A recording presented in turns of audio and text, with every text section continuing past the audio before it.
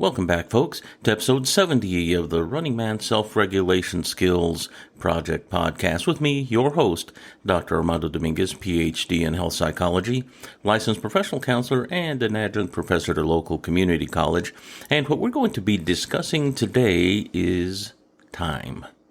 Time is on your side is going to be the title of the topic for today, because this is something that's very useful to understand, but also to get a handle on self-regulatory skills, our perception of time, and how we experience that through our five senses, as well as our conception of time, our concept or idea of what is time. And above that, how do we experience time moment to moment, and how do we predict and expect time to be? How does it unravel for us? These are some really big questions we have to ask when it comes to self-regulation, because often self-regulatory skill can be tied to pain, discomfort, and recall that can be potentially traumatic, or something that may have happened to us that maybe I don't want to deal with, and maybe a sense of dissatisfaction whenever I try to remember and enjoy something like a happy memory, and it passes by really fast. So we're going to be looking at some ideas having to do with time. Once again, how we think of it, how we experience it through our senses, and also how we expect it to be and how we predict it to be as far as outcomes, and how that impacts our relationship with those things in our lives that we call good, bad, indifferent. So to start off with, I'm going to start off with a little tune that you may recognize from the Beatles.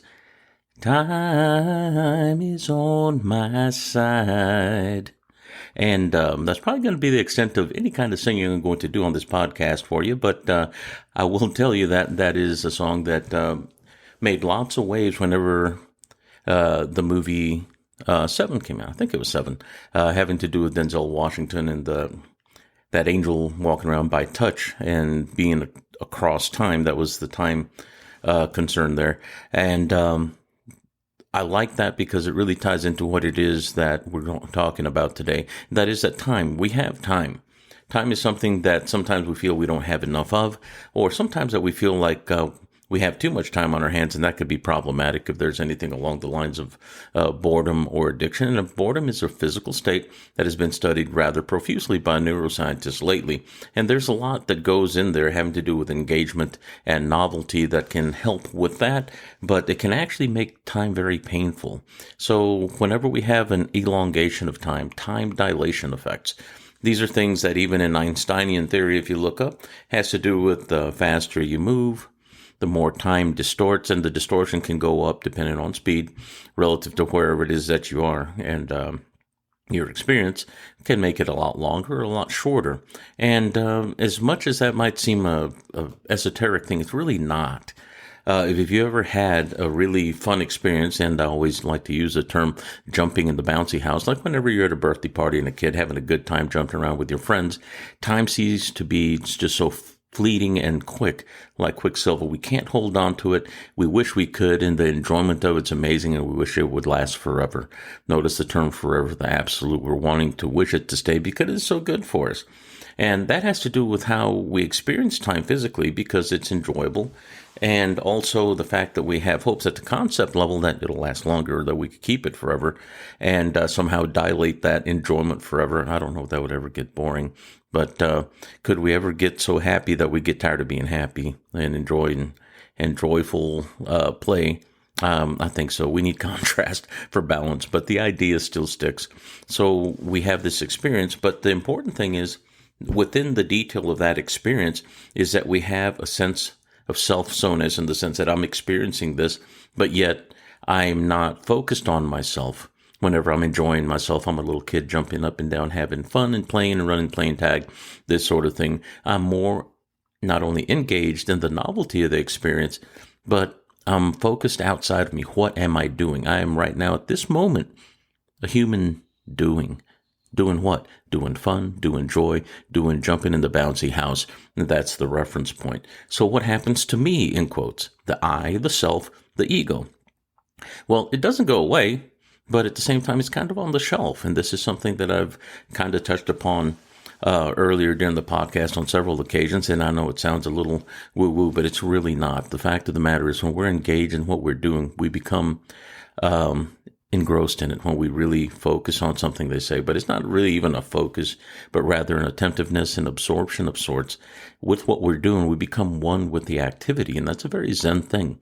And funny that we have to develop the schools of Zen mindfulness, among other things that we're talking about as of late, that has been around for thousands of years to teach us to remember how to be so natural, to be so happy in the moment in the truest sense, and not just going with the flow, but getting into a flow state.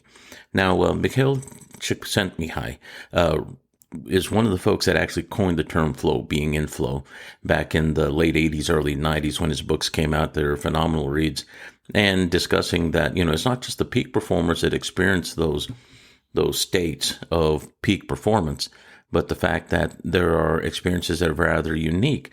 I forget the name of the running back that was interviewed, and I think it was Michael Murphy that was writing about peak performance in sport, talking about whenever this gentleman in American football was breaking through the field, that he was seeing himself contract into a smaller individual while he was being chased and people were attempting to tackle him. So he had this thing going on where there was this semi-hypnotic effect where he was seeing himself, feeling himself, imagining himself smaller in that moment where he was a harder target to hit, harder to tackle, so to speak. And these are things that peak performers experience. But what Csikszentmihalyi realized is that there are people that are in flow state in their everyday duties, wherever you could be walking on the side of the mountain going to carry water or to gather whatever fruits and vegetables that you might be able to gather by going to the side of the mountain where they grow, this sort of thing, and just going throughout your day doing what you do. You just experience in life moment to moment. And time is a huge component in this, in the sense that when we're doing things that are enjoyable, we don't worry about time. Notice the term worry. The term worry itself is something that we become preoccupied, not occupied, but preoccupied, a little extra thought, a little extra worry involved, so to speak. And that's an important point. We become worried of things whenever we become self-indulgent of the self, in the sense that I'm worrying about myself, what's going to happen to me, I'm doing this, or what's going to happen if I do that, or I fall down. I become self-conscious. I become overly absorbed inwardly, not about what's going on in my heart or my anxiety or my physical tension, but what is going on with this idea I call myself, this concept of me, that altogether is probably just an idea anyway, but yet when we experience it, it feels rather concrete, especially when somebody insults it and says that maybe you're fat, you're skinny, or maybe you're just too noisy, loud, and can't you sit still? Things that are being pointed at relative to maybe a behavior that's observable, but we take it as a valuation of self or a devaluation of self, depending on whether it's a positive or negative. But back to the concept of time, whenever we're self-focused, self-aware on the inside, what's going to happen to me, that sense of potential worry, the predictive expectation of loss, that sense of loss, we have fear. We have fear of loss. Loss of what? Loss of life? Not necessarily, but is it from the same area of the brain that responds to loss of life, potential danger, and hurt to self? Well, yes. It's still the same fear pathway, just like the same reward pathway is used to feed and natural food, or even use something that is probably not natural for us, such as a drug that is dangerous to us, and then getting hooked in trying to find a way to do that and do that again more often. We start getting that sense of fear, that fear of loss. So what does this have to do with time? Notice fear, notice the term loss, and also worry and absorption of self, focusing on ourselves. When we're too focused inward, we're not doing anymore. We are separate from our activity. When we are separate from our activity, we're no longer enjoying, because we're too busy worrying about how I'm going to push the pedal down while I'm riding the bike, and there's traffic, and not paying attention and allowing ourselves to perceive moment to moment, and we get tense. We don't relax. Relaxation, a state of relaxation, is part of getting into this state of flow that allows us to leverage time, the time that we all have, to our benefit. So what is the benefit of leveraging time? One is recognizing it and how it plays out in our experiences. Two, after we recognize, well, time occurs, even though some say that it doesn't exist, and in a way it kind of doesn't, but it's a very useful concept we all tie into. But we're going to go into, well, what is time? How do I experience that? At the perceptual level, whenever we are receiving senses signal senses and we're making sense of them, we're experiencing time not necessarily in a linear sense, but rather in an orderly, okay, I touch the table first and I smell the food. Wow, that smells good. And then the expectation, the concept of, well, that sounds like Mom, and I think the food's going to be ready in a few minutes, expectation as well. And then we have our gustation involved based on that expectation. Remember that visual memory thing, wherever it doesn't matter if I'm remembering something from the past or experiencing it now, the signal is interpreted the same way at the brain level. It doesn't matter. It's just preparing you. But yet at the same time, there is a time component even within that. So how do I experience time? Back to that question. Well, the experience of time often, if we're thinking about it in the self-centered, egocentric, this isn't a bad thing, rather experiencing myself within time or what I'm doing, then it is more of a linear time on the clock. And if you're not using digital, but rather have one of the old school little arm for the hour and long arm for the minute, and then you have the little second hand just speeding around the clock, then we have kind of an idea, physical idea reference of what time looks like and how long it takes to get from 5 minutes to 25 minutes. Okay. And this is something that with enough practice, enough time, and those of us that had such clocks around when we were small, I was one, we have repeated that experience. And even in the background, those things have been going on. And whenever we've been timing things like, when am I going to get out of class? Man, this is taking so long. And wow, that was fast. I really enjoyed that and realized that an hour's gone by and it wasn't as painful as the other class was. Well, then we have a reference, a memory reference, not only in our thought process, but in our body, what time feels like perceptually, how we experience that at the sense level, the sensory body level, and how long that takes to pass from 1 minute to 100 minutes to 131 minutes. Now, this is where we're going to get into some really interesting stuff. So whenever you tell yourself to set an alarm, let's say for 5:59 to get up in the morning a.m., for those of you that like to get up at a relatively early time, I do not, but I do. My job requires that I get up early and be there. But the point is, soon enough, you start getting up right at the time the alarm's going to go off or a moment before. We do have a sense of elapsed time, time experience and what it feels like for such a length. And even though we may not suggest to ourselves directly, there's an expectation and prediction that that's going to go off, even if we're not consciously think about it. We kind of engage in that, and maybe we're doing a bit of an inverse hypnotic suggestion in a sense without saying get up before their alarm or when the alarm goes off. We know that we need to, and there's this motivation to do that. But the idea is really interesting in the sense that often we will get up before even the alarm. So we have a sense, even when we're sleeping, of what the length of time feels like that I need to measure in case of work to be able to get up and get ready and that sort of thing. And that is something that can be leveraged as well. Now, the next part, if that is the perception of time, what is my concept of time, my idea of what sleeping 8 hours is like and waking up with an alarm? What is how many minutes that is? This is where we can break it up into bits and pieces from hours to minutes to quartiles within the hour where we have 15-minute increments, this sort of thing, or even lengths of 2 hours every other hour, that sort of thing, or even one single length of 8 hours. We can categorize it, label it, name it, box it, and then we have this sense of time when we break it down and measure it in a linear sense. But elapsed time is a little different. It's a little more simple, but also probably a little more profound whenever we have that sense of how long it takes to get somewhere and getting up before the alarm. And this is where that becomes kind of magical to us whenever we experience time. Now, the next part is if that concept of time is breaking out in boxing and label and naming, and the perception of time is more so the sense of elapsed time, what it feels like, how do I experience time? This is where we're getting to. Well, let's talk about two things. One is the ego. We talked about that whenever we're absorbed inwardly versus being absorbed with what we're doing in the activity, being in flow, outward focus. How do we experience it? Well, that all depends on the experience of the event that we're involved in. It can depend on what it is that we're remembering or recalling. If it's a negative event, we become very afraid and we recall things that maybe resemble fear, even though I know that I'm safe now and I'm just recalling, but our body ramps up because it's compelling. So therefore, we have a sense of rapid heart rate, like we're exercising sitting down, which isn't a good thing. Feels really uncomfortable and starts feeling like anxiety, panic. And then we have, when we enjoy a memory, sometimes a memory that is enjoyable can be exciting, but it's not as uncomfortable, and we get happy. We might start smiling and experiencing endorphins that support that feeling of good and comfort and fun. So when we experience time in the sense of recollection and memory, it's not too different in the sense that we can bring it up quickly. Now, when we're going through an event that makes those memories, now we're moving back into when I experience versus when I remember. We're looking at, is it painful?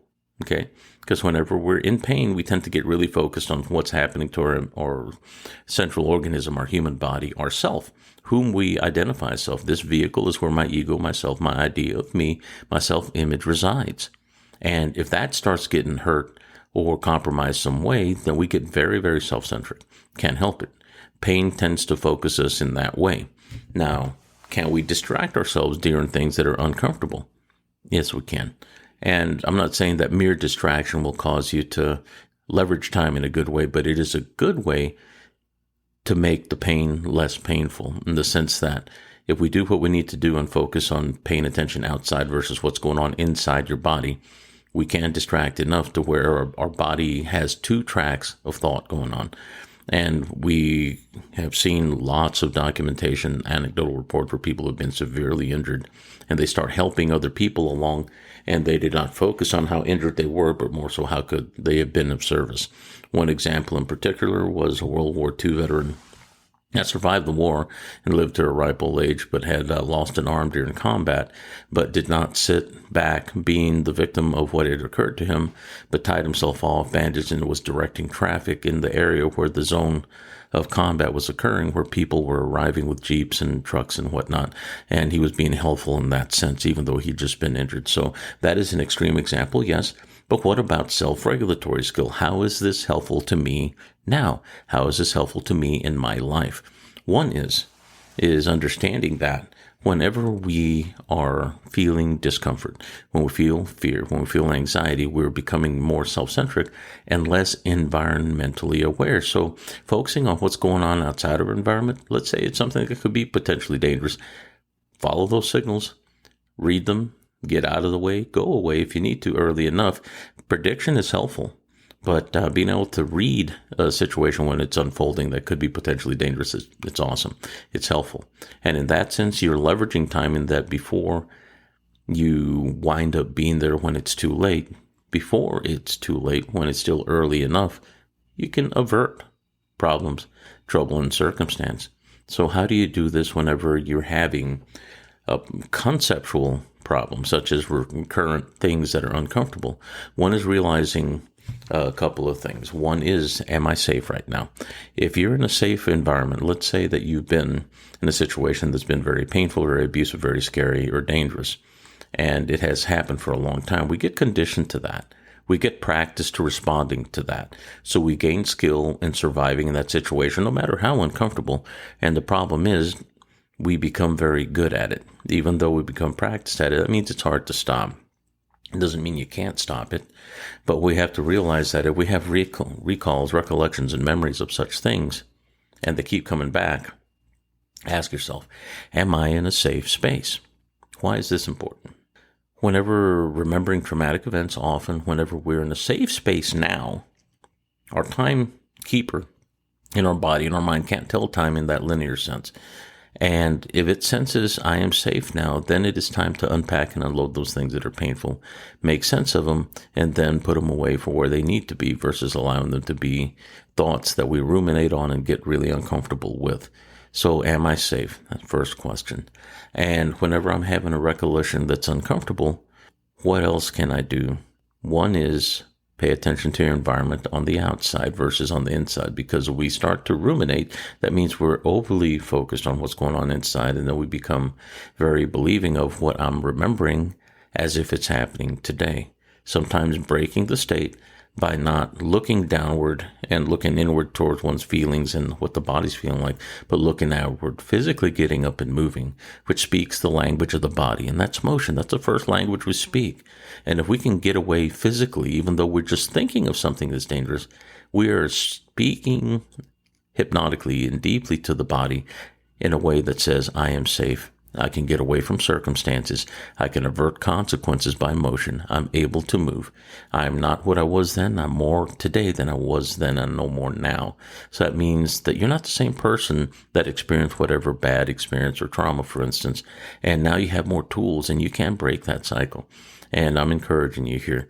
Time is on your side. Time feels like it lasts forever when it's negative. We wish it would last longer whenever it's fun.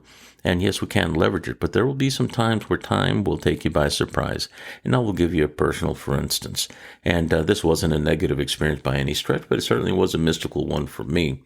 I was attending the college that I went to as an undergrad here locally in San Angelo, Texas, Angelo State University. And I remember at the time I was driving a 72 Ford Ranchero. It was white. And it was ugly as sin, and I remember driving that because the only heater, it had a heater from 1972, mind you, but the air conditioning didn't work. And the only way I could get air conditioning was open those glass windows to bring air in. And it was hot outside, you'd get hot air conditioning. So that's how it was. But my poor Ranchero Moby had to sell it off. But I called it Moby because it looked like a white whale. So what does this have to do with the story?